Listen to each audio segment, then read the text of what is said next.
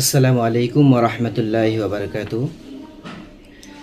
আল্লাহ রসুল সাল্লাল্লাহু আলাইহি ওয়াসাল্লাম বলেন, যেই ব্যক্তি আমার উপরে সালাম প্রেরণ করে আমি নবী সেই সালামের জবাব দিয়ে থাকি। আবু দাউদ শরীফের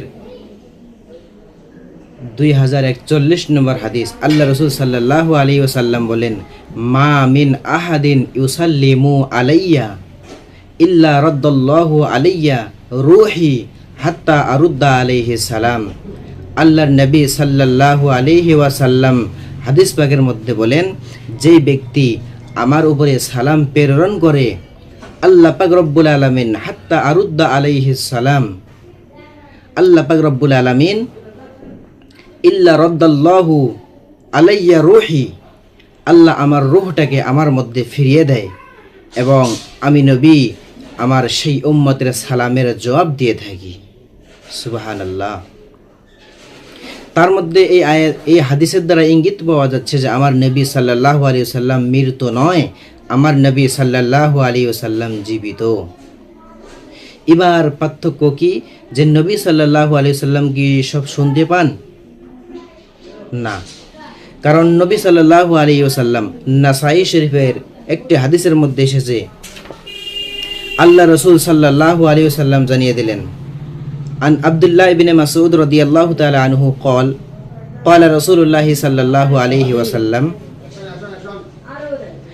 إن الله ملائكته سيحين في الأرض يبلغوني من أمتي السلام।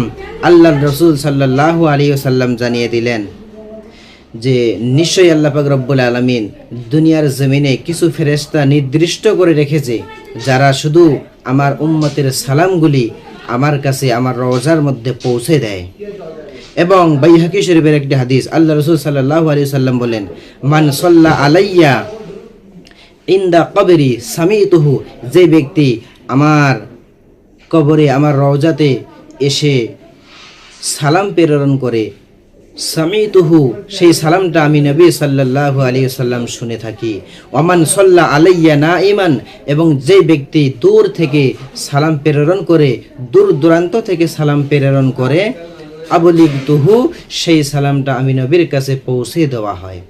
এই জন্য আমাদের ধারণা, আমাদের আকীদা থাকবে কি, যে নবী সাল্লাল্লাহু আলাইহি সাল্লামের রওজায় গিয়ে যদি আমরা সালাম দিই তাহলে সেই সালামটা স্বয়ং আমার নবী শুনতে পান, আর দূর দূরান্ত থেকে যদি আমরা সালাম প্রেরণ করি সেই সালামটাকে আল্লাহ পাক রব্বুল আলামিন ফেরেশতার মাধ্যমে আপনার আমার নবীর কাছে পৌঁছে দেয় এবং আমার নবী আপনার নবী সেই সালামের জবাব দিয়ে দেন। আল্লাহ পাক রব্বুল আলামিন আমাদের প্রত্যেককে সঠিকভাবে হাদিস বুঝার এবং মেনে চলার তৌফিক দিন, এবং ভিডিওটি সকল মানুষকে দেখার সুযোগ করে দিন, সকলে মানুষ যত জানতে পারে। ওয়ামা আলাইনা ইল্লাল বালাগ।